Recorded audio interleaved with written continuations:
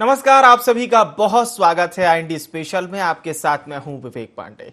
चर्चा है आज आरक्षण पर रार और सियासी आर पार की, लेकिन सबसे पहले आज हमारी एक विशेष प्रस्तुति आप देखिए और उसके बाद हम चर्चा को शुरू करेंगे। सबसे पहले आप देखिए विशेष प्रस्तुति। आरक्षण के मुद्दे को कांग्रेस चुनौती मानने से इनकार कर रही है और भारतीय जनता पार्टी को बैकफुट पर बता रही है। मुद्दे को लेकर पार्टी का कहना है कि रमन सरकार ने ननकी राम कंवर की कमेटी को दुर्भावनापूर्वक अदालत में छिपाया था, जिसकी वजह से आज आदिवासी समाज का आरक्षण कम हुआ है। तो वहीं कांग्रेस का ये भी मानना है कि एसटी आरक्षण के मुद्दे पर प्रयासों को देखते हुए जनता भी समर्थन में वोट करेगी। कांग्रेस की सरकार ने जैसे ही फैसला आया आरक्षण के खिलाफ में तत्काल कानूनी तमाम पहलुओं का अध्ययन किया और हम सुप्रीम कोर्ट में गए। उसके बाद विधानसभा का विशेष सत्र बुलाया जा रहा है, नया कानून बनाने की कवायद की जा रही।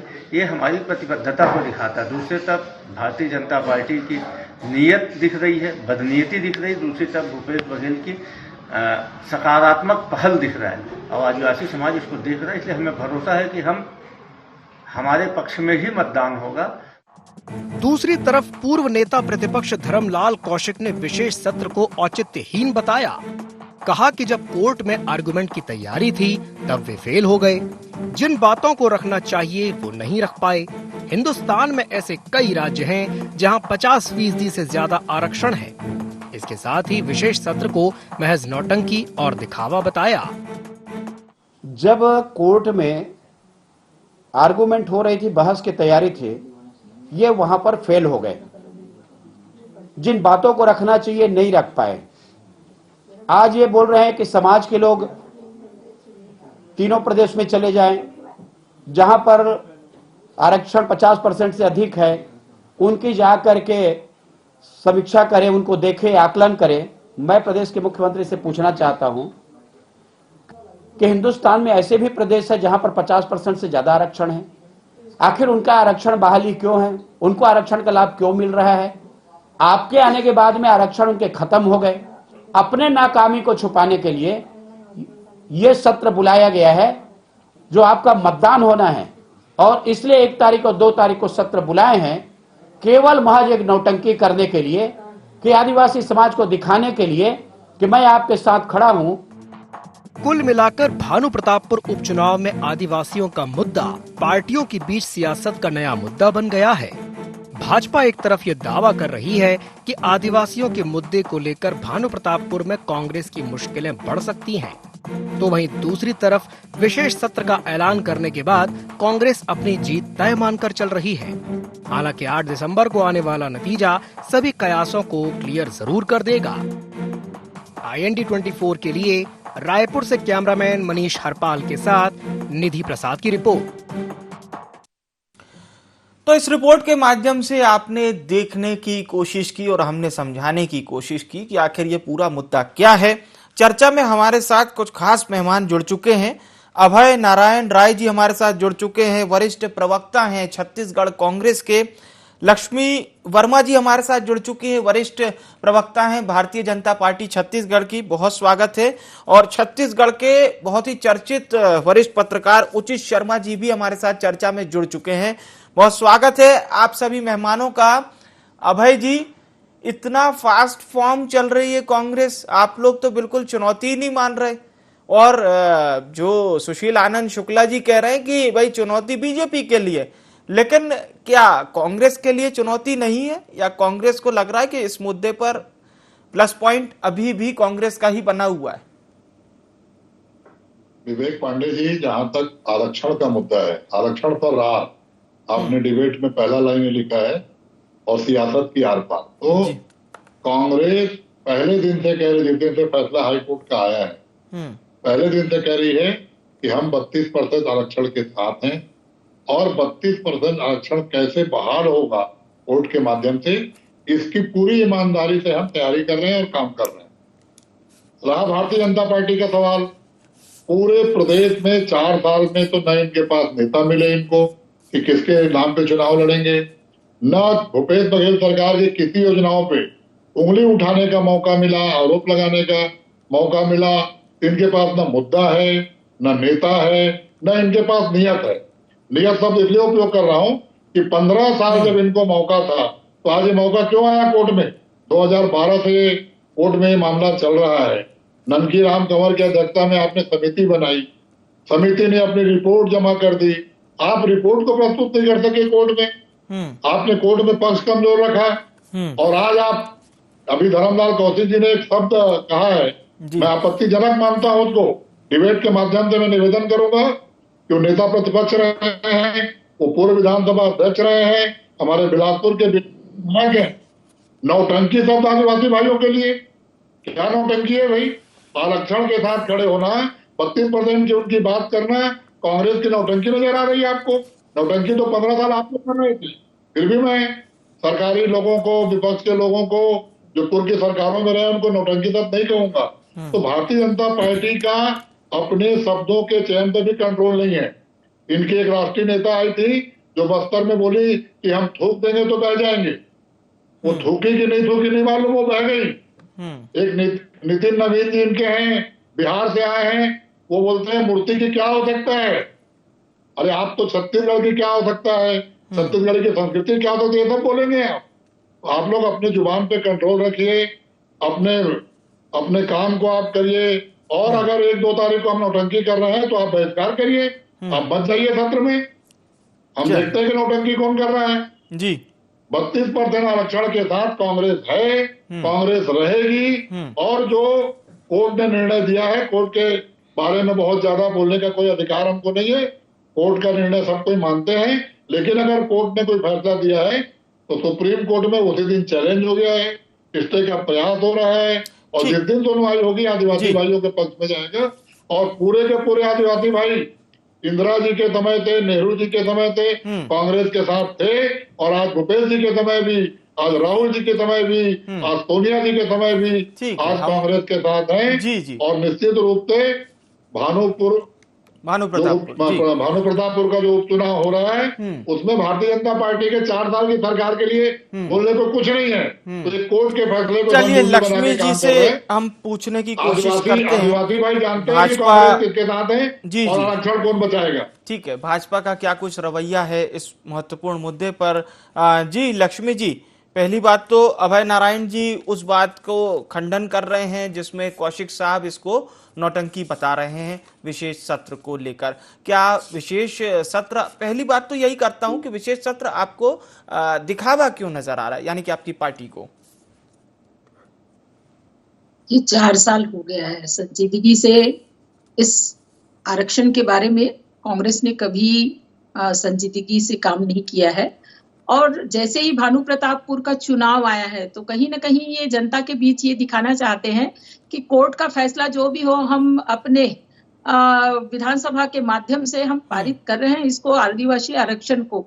तो छत्तीसगढ़ की जनता आज इतनी मूर्ख नहीं है। आदिवासी जो हमारे भाई बंधु हैं आज समझ रहे हैं कि जो उनका आरक्षण है उसको 32% जो है बीजेपी की सरकार रहते उनको आरक्षण दिया, और आरक्षण को सभी बिंदुओं ने उन्होंने परिपालन भी कराया, चाहे शिक्षा के क्षेत्र में हो, चाहे रोजगार के क्षेत्र में हो, चाहे हमारे स्वास्थ्य कर्मचारी है, सभी विभाग में जो भर्तियां हुई उसमें भी उस आरक्षण का लाभ हमारे अनुसूचित जनजाति के भाई बहनों को मिला।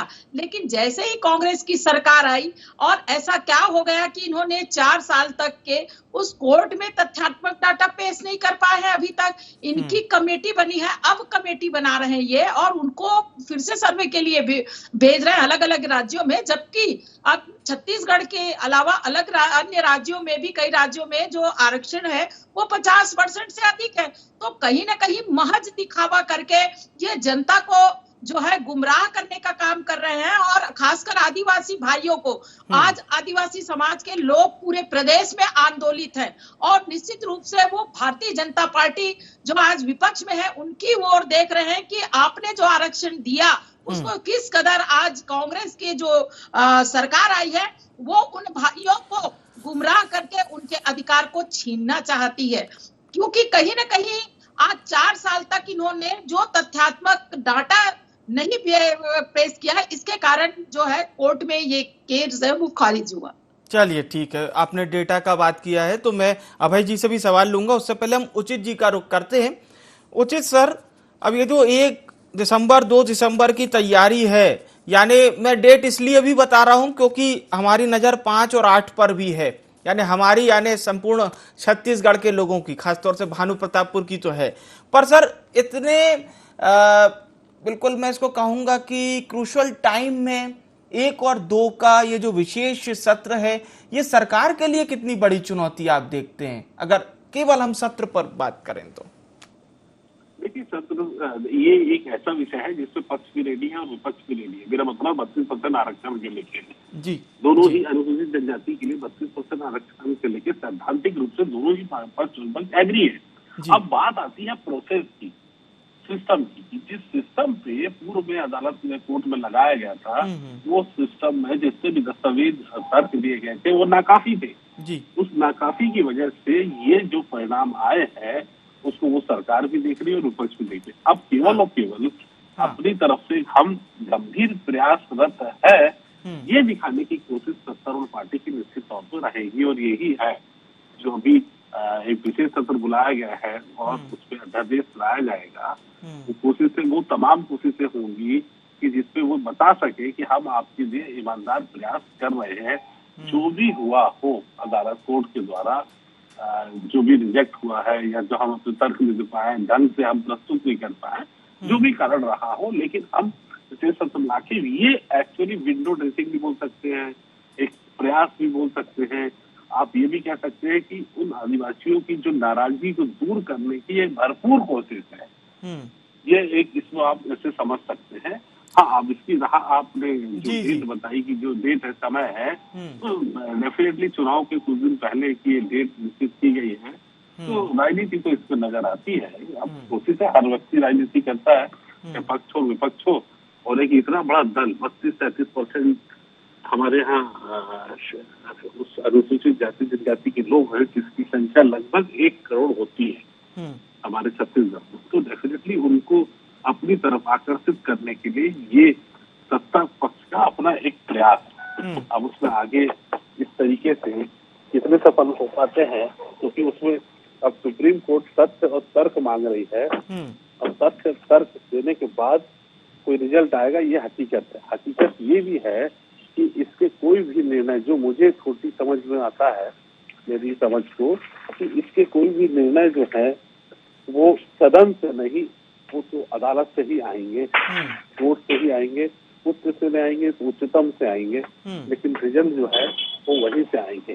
सब कुछ चीजें हो सकती है, क्योंकि कई तकनीकी कारण है इसमें, कई तकनीकी पहलू है जो हमको जानना जरूरी है। क्योंकि कोर्ट ने ये केंद्र का जो नियम है, आदेश है कि जो आप चाहें तो 50% के ऊपर तभी कर सकते हैं जब आप तथ्य और तर्क दें, तो उस तथ्य और तर्क के लिए दस्तावेज प्रस्तुत करने पड़ेंगे। जी, ये बहुत अहम बात आपने बताई है, बहुत अहम बात आपने बताई, और कहीं ना कहीं अभय जी भी इस बात को सुन रहे होंगे। मैं सर आपके पास लौटूंगा, अभय जी का हम रुख करते हैं।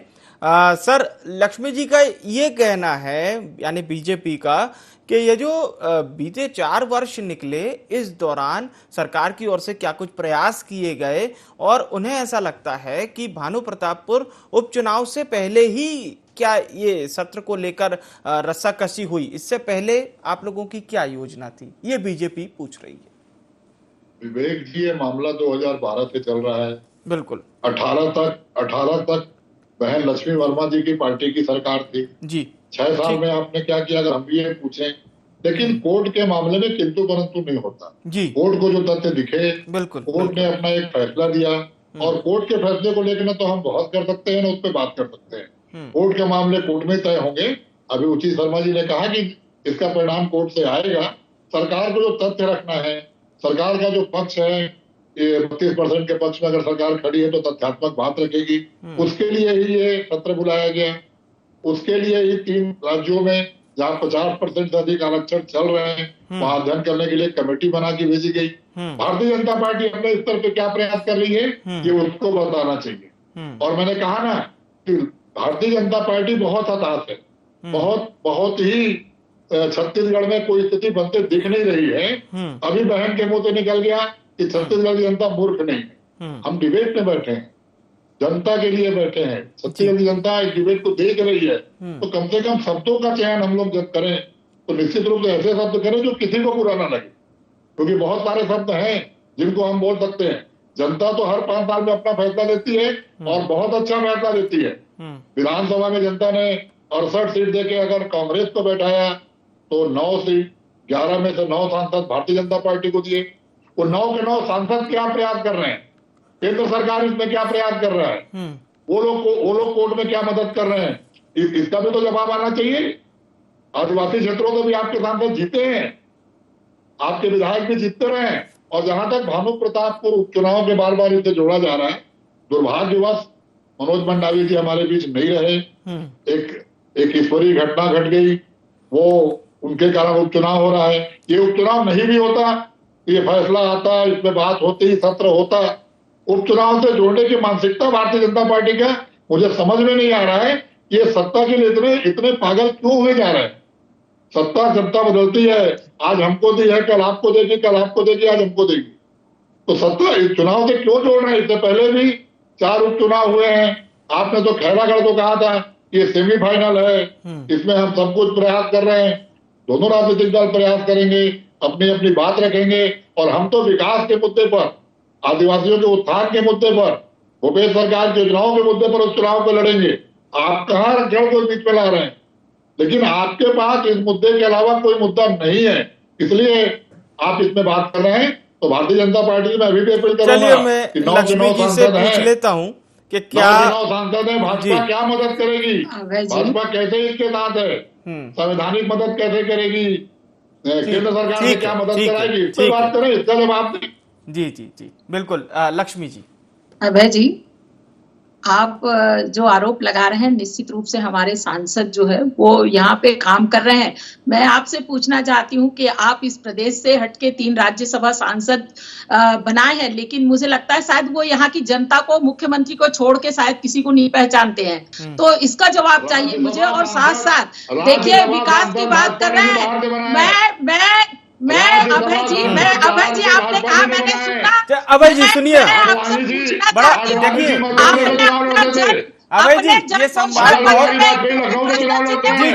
मोदी जी बनारस में चुनाव लड़ रहे हैं, मोदी जी गुजरात में हैं, बनारस में सांसद हैं, नहीं हम लोग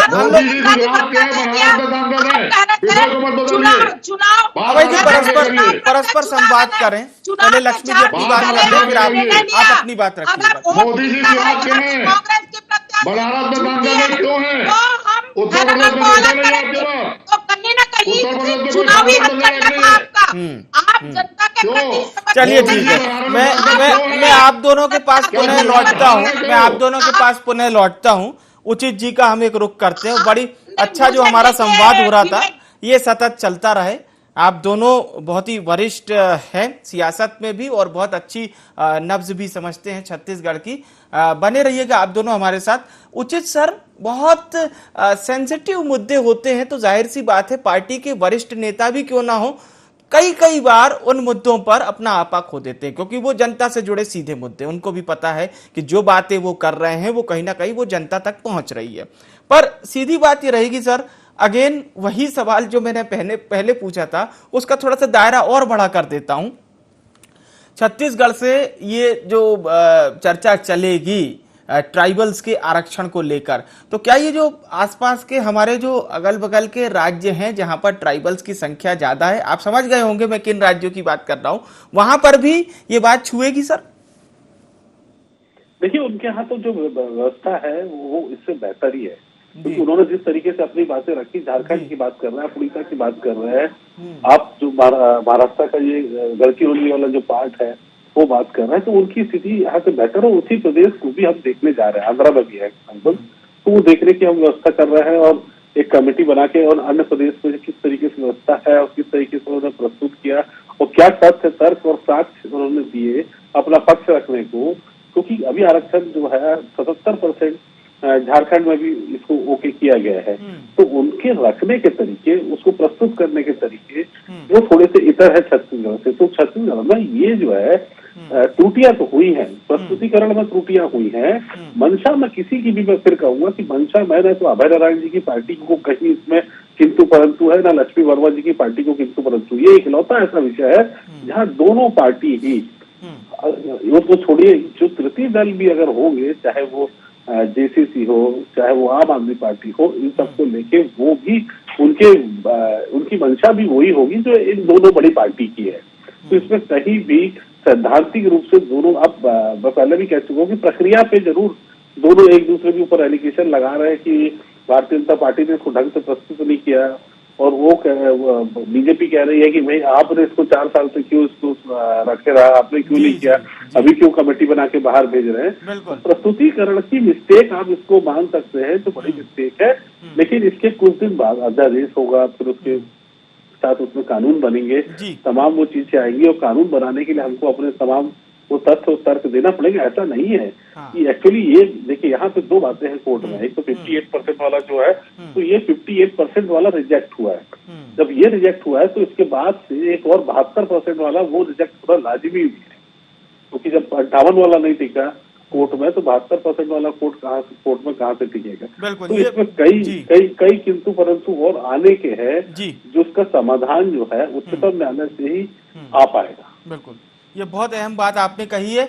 लक्ष्मी जी, बहुत संक्षिप्त प्रतिक्रिया आपकी।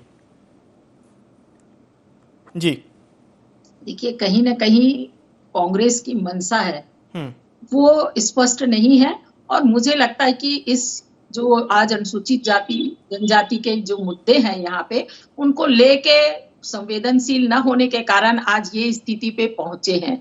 और मुझे लगता है कि जो आज ये इनका जो सत्र में आज 1 और 2 को रखे हैं विशेष सत्र, और ये महज दिखावा है, और ये कहीं ना कहीं जो चुनाव है भानु प्रतापपुर के चुनाव, उसमें ये आदिवासी जो बहन भाई हैं उनको अपनी ओर आकर्षित करना चाहते हैं। लेकिन आज छत्तीसगढ़ के जो अनुसूचित जनजाति के जो लोग हैं वो इनकी जो मंशा है उसको समझ चुके हैं, जान चुके हैं। आज पूरे प्रदेश में चारों तरफ आज देखिए आदिवासी जो भाई बहन है उनके द्वारा आंदोलन हो रहा है, और प्रदेश में पिछले 3 दिन पहले बड़ा एक आंदोलन हुआ है। तो इनको अभी भी सबक लेना चाहिए कि ये जो जनता के प्रति वादे किए हैं उनको निभाएं, और जनता जो है आज विकास जो छत्तीसगढ़ के पूरी तरह से अवरुद्ध हो चुकी है, हम उसको जनता को वो वादों की किए हैं उनको निभाए, मेरा ये कहना है। चलिए, बहुत अच्छी बात। की सरकार है, महज जन घोषणा पत्र में शामिल कर लेने से कुछ नहीं होता, और आप झूठ बोल के जनता से एक बार वोट के लिए समय समाप्त हो रहा है, ले पाएंगे। अभय जी, आपका रिएक्शन। विवेक जी, कांग्रेस और सरकार कांग्रेस की पूरी तरह से 32% आरक्षण के साथ है। जो संविधान सम्मत कार्रवाई होगी, जो विधेयक सम्मत कार्रवाई होगी, अध्यादेश लाने की आवश्यकता होगी, सारे उपाय किए जाएंगे। और इसलिए भी हम वचनबद्ध हैं कि आज प्रदेश के दोनों संभाग बस्तर और सरगुजा कांग्रेस के साथ हैं, तो लाजमी है कि हम उनके भरोसे को नहीं तोड़ेंगे, हम उनके साथ रहेंगे। चलिए, बहुत अच्छी आप लोगों ने इस डिबेट का बिल्कुल जिस तरह से अच्छा आगाज किया था, अंजाम भी बहुत अच्छा आप लोगों ने दिया है। मैं अंतिम प्रतिक्रिया के लिए उचित जी का रुख करता हूं। उचित सर, ओवरऑल एक अंतिम प्रतिक्रिया आपकी भी। देखिए, मैं पहले भी कह चुका हूँ कि ये दोनों की पार्टी, दोनों राजनीतिक दल, इनफैक्ट सभी राजनीतिक दल छत्तीसगढ़ के जो भी है जी, वो 32% आरक्षण के फेवर में है। वो होगा, प्रयास कर रहे हैं, ईमानदार प्रयास कर रहे हैं। उसके नतीजे जो हैं वो विधानसभा से आएंगे या उच्च न्यायालय या उच्चतम न्यायालय से आएंगे, ये देखने वाली बात है। लेकिन सैद्धांतिक रूप से सभी पार्टियां उनको हक दिलाने के लिए अग्रसर भी है, और उन सबकी मंशा भी वही है। छत्तीसगढ़ में नजर, मुझे नहीं लगता कि किसी भी राजनीतिक दल जिनसे हम चर्चा करते हैं, बात करते हैं, कि मंशा है कि नहीं इसको 32 से नीचे कर दिया जाए, तो वो ऊपर नीचे ही थोड़ा सा ये होगा। लेकिन ये आज नहीं तो कुछ दिनों बाद होगा जरूर। मुझे नहीं लगता कि ये 2023 में चुनाव का मुद्दा रहेगा। चलिए, बहुत बहुत धन्यवाद लक्ष्मी वर्मा जी, अभय नारायण राय जी, उचित शर्मा जी, आप सभी मेहमानों का हमारे साथ चर्चा में जुड़ने के लिए। तो आरक्षण पर रार और सियासत आर पार को लेकर हम चर्चा कर रहे थे। आप संवैधानिक दृष्टि से यदि आरक्षण की अवधारणा को देखते हैं तो इतना जरूर आपको पता चलेगा कि आरक्षण को क्यों दिया गया था, और बाकायदा समाज में न केवल एकीकृत भाव हो बल्कि समानता का भी भाव हो, यही वो प्रमुख चुनौतियां थी जिस वजह से आरक्षण को अस्तित्व में लाया गया था। लेकिन क्या वाकई में आरक्षण के जो पात्र लोग हैं उन तक ये आरक्षण पहुंच पा रहा है? यदि हमने इस सवाल का जवाब पा लिया तो कहीं ना कहीं हम उनके साथ भी इंसाफ कर सकेंगे जिनका इस आरक्षण पर बहुत हद तक अधिकार है। इस पेशकश में इतना ही। मुझे आने विवेक को दीजिए इजाजत। नमस्कार।